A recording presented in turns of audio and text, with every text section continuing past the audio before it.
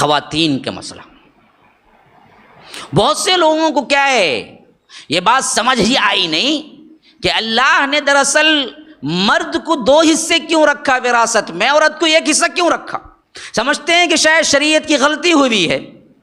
آج کے ماحول میں جہاں آزادی نسواں کا اور مرد و زن کے مساوی ہونے کا، مساوات کا بڑا نعرہ ہے، اور این جی اوز نے اس پر کیا ہے جلتی کا کام کیا، جلتی پر تیل کا کام کیا، تو اور آگے اور کچھ ایسے ایشوز لا کے سامنے کھڑائے گئے کہ لوگ خود کیا ہو گئے اس بات میں اپنے آپ کو مجرم سمجھنے لگے کہ شریعت نے کوئی بڑی ناانصافی کر دی کہ ہمارے لیے تو 2 اور ان کے لیے 1۔ یہ تو دراصل صاف معلوم ہوتا ہے کہ اسلام نے عورت کو ذلیل کیا یا کم کر دیا اور ہمارے لیے بڑھا دیا، اور اس معاملے میں اچھے بول جاتے ہیں کہ یہ کیا ہے، مساوات کے خلاف ہے، برابری کے خلاف ہے۔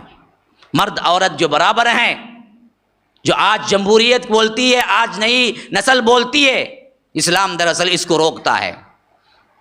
اسلام میں کیا عورتوں کو حق نہیں دیا گیا، فلاں نہیں ہوا، حالانکہ بات ایسی ہے ہی نہیں۔ کہیں اسلام نے یہ نہیں کہا کہ مرد عورت برابر ہے۔ بتاؤ مجھے ایک ٹکڑا جہاں یہ کہا گیا ہو کہ مرد عورت برابر ہے۔ یہ تمہارا اپنا نعرہ ہے کہ مرد عورت برابر ہے۔ اسلام نے یہ کہا کہ مرد عورت کے درمیان ہم عدل کرتے ہیں۔ عدل اور چیز ہے، برابری اور چیز ہے۔ اسلام کا یہ اصول ہرگز نہیں کہ مرد عورت برابر ہیں۔ مرد عورت برابر ہیں تو 1 سال تمہیں بچہ جانو، 1 سال مرد بچہ بن دے، ہوتا کیا؟ دیکھو ذرا کر کو کہتا مرد عورت برابر ہیں جی، اس کی ساخت الگ، اس کی ساخت الگ، اس کا اٹھان الگ، اس کا سسٹم الگ، اس کے نسوانی جذبات الگ، ہر چیز وہ الگ ہے ہمارے سے، تو دونوں برابر کیسے ہو سکتے؟ آپ مرد عورت برابر کا نعرہ لگا کے ظلم کرنے لگے تو برابر ہو جائے گی؟ مرد عورت برابر نہیں، مرد عورت کو اللہ نے عدل کے ساتھ تقسیم کیا کام۔ اللہ عادل ہے، عدل دیتا ہے۔ مثلا میں آپ کو سمجھاتا ہوں، اب کوئی بندہ بولتا ہے کہ بچہ مرد عورت سب ایک برابر ہیں، یہ کہہ کے ایک اچھا پہلوان ہے، اس کو بولتا ہے کہ 100 کلو کا وزن اٹھاؤ، اور کہتا ہے کہ مرد عورت برابر، بچے برابر سب، عورت کو بھی بولتا ہے کہ 100 کلو کا کیا ہے وزن اٹھاؤ، کیونکہ مرد عورت برابر ہیں، تو کیا انصاف کیا اس نے؟ مرد اٹھا سکتا ہے، عورت کہاں اٹھا سکتی ہے؟ اب یہ برابر ہونا عدل کا ہونے کی نشانی کیا ہے؟ جب مرد کو 100 کلو کا وزن اٹھانے کے لیے دیا جائے تو عورت کے لیے 5-10 کلو کا وزن اٹھانے دیا جائے، کیونکہ وہ اس کی استطاعت کے مطابق وہ برابر، یہ برابر تو برابر عدل کیا، برابری نہیں کیا۔ برابر عدل کرنا اور چیز ہے، برابر بول دینا اور چیز ہے۔ تو اللہ نے برابر عدل کیا ہے، برابری نہیں دی۔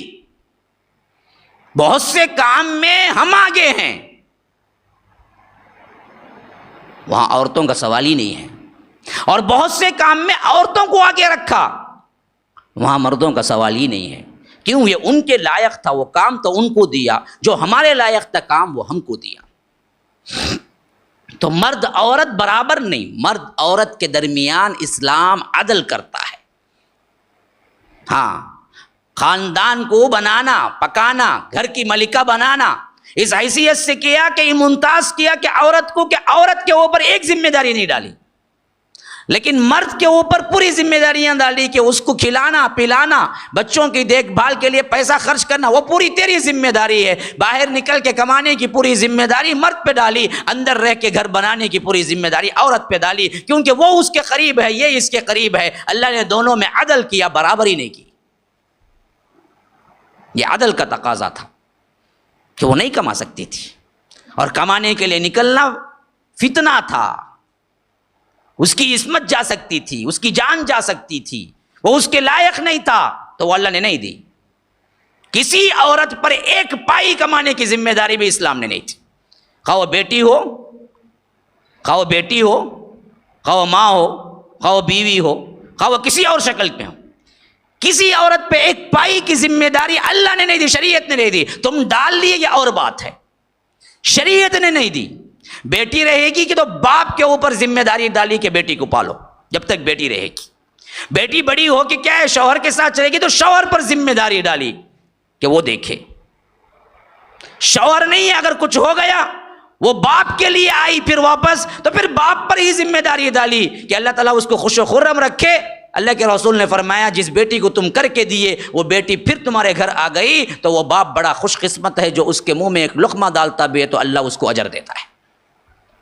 تب بھی باپ کی ذمہ داری ڈالی، کمانے کی کوئی ذمہ داری نہیں ڈالی، ایک پیسے کی ذمہ داری نہیں ڈالی. اب دیکھیے مرد کو دوہرا حصہ، عورت کو ایکرا حصہ. بظاہر برابری میں لگتا ہے کہ یہ چیز خطا ہے، غلط ہے، لیکن عدل میں کوئی غلطی نہیں. کیوں؟ ایک آدمی نے 100 روپے چھوڑے اور اس کا ایک بیٹا ایک بیٹی تھی. ایک بیٹا ایک بیٹی تھی تو 1/3 75 اس کو جائے گا اور 25 روپیز اس کے حصے میں آئیں گے. ہاں، ڈبل حصہ، 3 حصے کر دیے جائیں گے اور اس میں سے کیا ہے 2/3 حصے اس کو چل جائیں گے. 2 حصے مثلاً کیا 33 یا اس سے 0.5 سمجھ لیجئے تو تقریباً 65 67 3 حصے کر کے ایک حصہ کیا ہے بچی کو ملے گا، 2 حصے بیٹے کو ملیں گے. اب مثلاً سمجھیے 66 روپیز یا 67 روپیز اس کے حصے میں آئے، بقیہ اس کے حصے میں آئے. اب عورت کو جو وراثت میں ملا پیسہ وہ اپنے بینک میں رکھے، وہ فلاں کرے، وہ زیور لے لے، وہ خرچہ کرے، اس پر کوئی 1% کی بھی ذمہ داری نہیں. اب وہی مرد لیا 65 روپیز، تقریباً 2 حصے اس کے ذمے میں آئے. بظاہر دکھنے میں کوانٹٹی بڑی ہوئی لگتی ہے لیکن اس کوانٹٹی میں اللہ تبارک و تعالی نے ذمہ داریاں کتنی ڈالی. اگر باپ ہے تو باپ کو بھی پالنا اس کی ذمہ داری ہے، بیوی ہے تو بیوی کو دیکھنا بھی اس کی ذمہ داری ہے، بچے ہیں تو بچوں کو دیکھنا بھی اس کی ذمہ داری ہے. اب وہ لیا تو 65 روپیز، لیکن وہ 65 روپیز میں تقریباً ماں باپ بیوی بچے بول کے جو خرچہ کیا اس میں بچت اس کے پاس رہا 10 روپیز. تو ملا اصل میں بچت کیا تھا، اس کو 10 ملا، حالانکہ 2 حصے ملے، ذمہ داریاں بڑھ کے تھی، خرچہ ہو گیا تو ملا 10 روپیز. اور عورت کو جو ملا 33 روپیز 34 روپیز وہ پورا کا پورا اس کا حصہ اسے کسی پہ خرچہ کرنے کی شریعت نے ذمہ داری نہیں دی. تو بڑھ کو کس کو ملا؟ عورت کو ملا، مرد کو کہاں ملا؟ ایک حصہ پائی تو بھی وہ اپنا حصہ ہے اس کا، اس پر کوئی ذمہ داری اسلام نے نہیں دی کہ تم خرچہ کرو. وہ بولتی ہے میرا حصہ ہے، میں شوہر کو 1 پائی نہیں دوں گی تو جائز ہے. شوہر کی ذمہ داری ہے پالنا، بیوی کی ذمہ داری نہیں ہے کہ خرچہ کرنا. تو ماں باپ کو نہیں دیکھتی ہے تو بھی کوئی مسئلہ نہیں. ماں باپ کو پالنے کی ذمہ داری بیٹے پر ہے جب بیٹا ہوگا، تیرے اوپر نہیں. ہاں تو مستحبات میں نوافل میں جیسے بڑھتے ویسے اخلاقیات میں بڑھ کے ماں باپ کو کچھ دیتی ہے وہ اور بات ہے. شریعت نے ذمہ داری نہیں ڈالی.